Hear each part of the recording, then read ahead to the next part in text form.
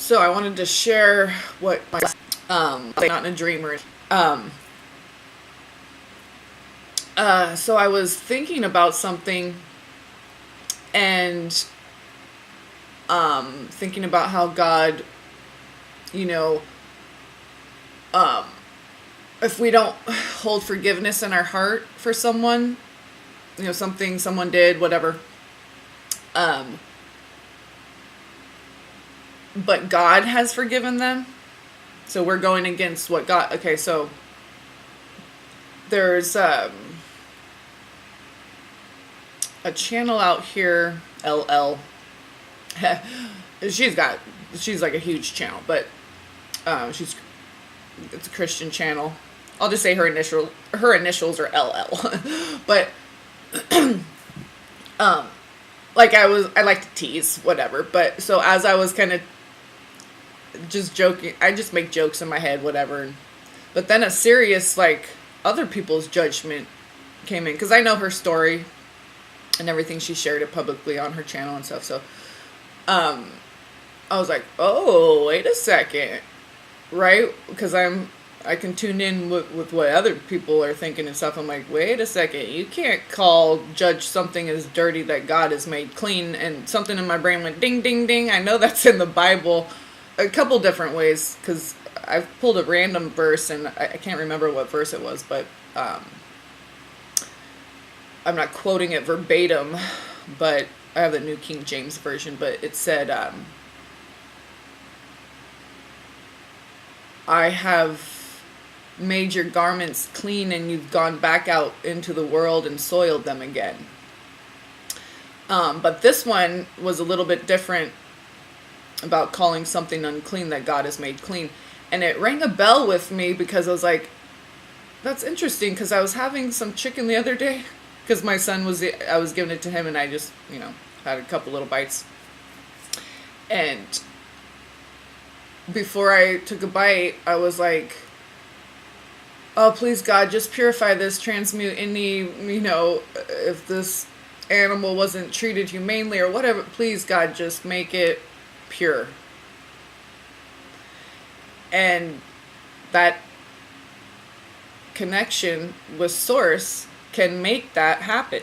That's how powerful God is. That's how much and when you go, oh, that's silly, that doesn't, well, oh, you're calling God silly, because God's capable of any and all things, and capable of doing nothing as well, if that's the thing that needs to be done.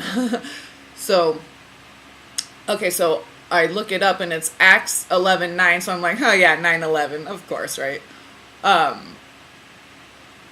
So it's Acts 11 verse 9, where it says, where he's talking to Peter, and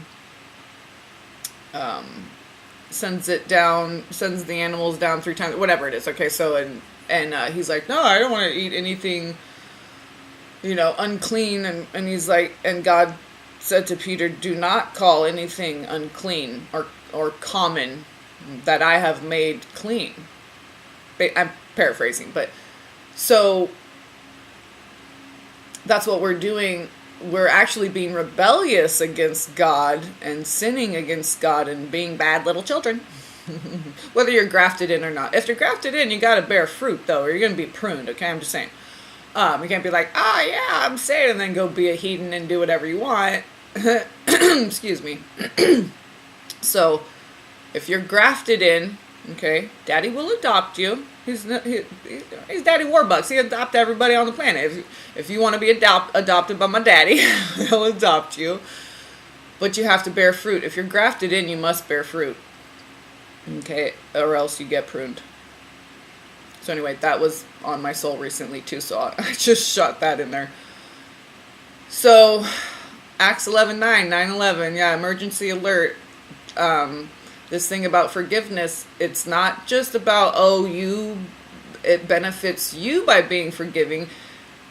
By being a forgiving person, including of yourself, okay, patient forgiving with yourself, because it's a sin to be unforgiving, and that includes yourself, okay? So, when God tells you, I've made you clean and purified you. You've been baptized in the blood. You are pure and clean. Okay, and you keep going around with regrets, remorse, whatever. Like my dad has an issue with eating meat because he loves meat. Okay, he's an excellent cook, but he can cook vegan and all kinds of. And now most people barely ever eat anyway. When it's like, I say most people on the path. Even if you're eating meat, it's still what I keep hearing from people is just like, it's just. Compared to how much we used to be able to eat, okay, in comparison, I guess. But, and so by judging something as unclean, so making a judgment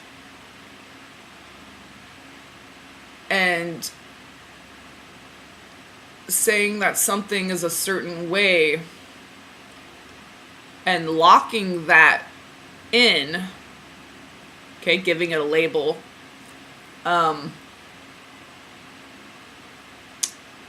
is like denouncing denouncing the power of God to work through that person or the situation or whatever, okay?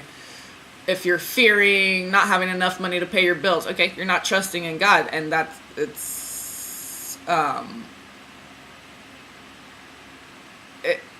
it's like that rebellious nature. Which is why his children were punished. Oh my God. Yeah.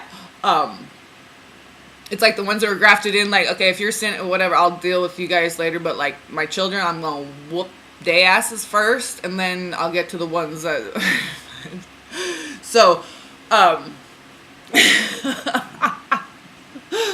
so we don't have to bear fruit. We just get our asses whooped by daddy and get broke down. So yeah, it's practically, basically what I'm saying is it's a sin against God to judge anything as unclean.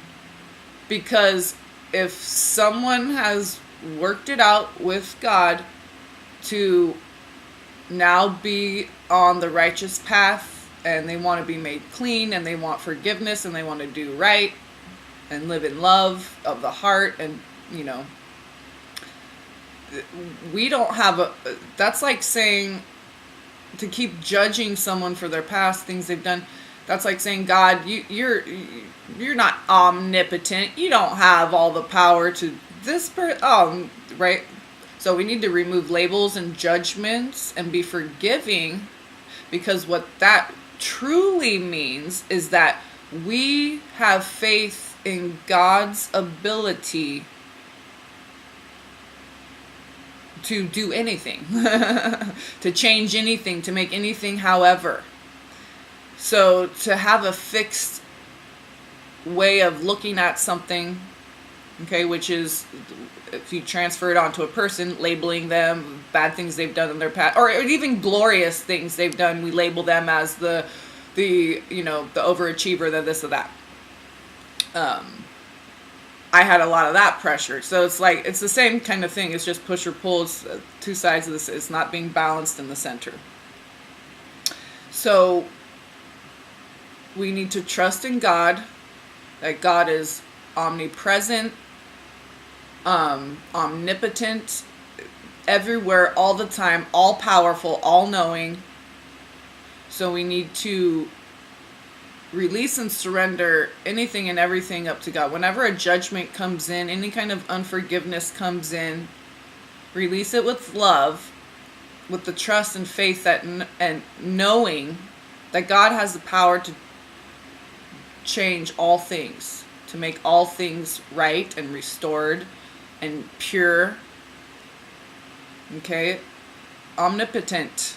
Okay? All powerful. So we need to stop using our limited 3D minds and this way of thinking. We impose it on other people, and but basically when we do that, we're imposing that on God.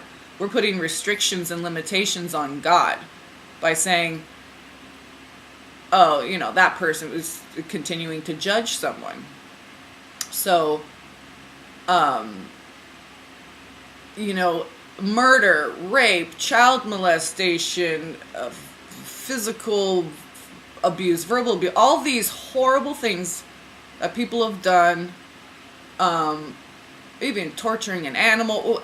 If God has forgiven them and made them clean, we cannot stand against that. And including ourselves, if God has made us clean, we need to stop hating ourselves, the self-loathing, guilt, shame. Fear and shame multiply sin.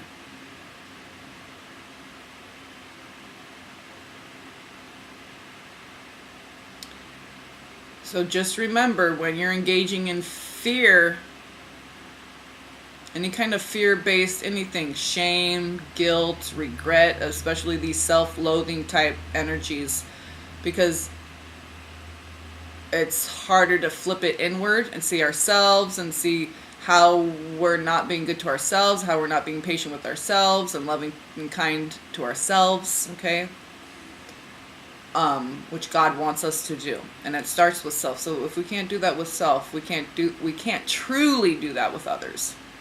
We can masquerade as if we're doing that, but it doesn't have a foundation. The root, the core of it is you and God first. So, okay, just want to share that quickly. Oh, 12 minutes, not too quick, but all right. Love, peace, and blessings.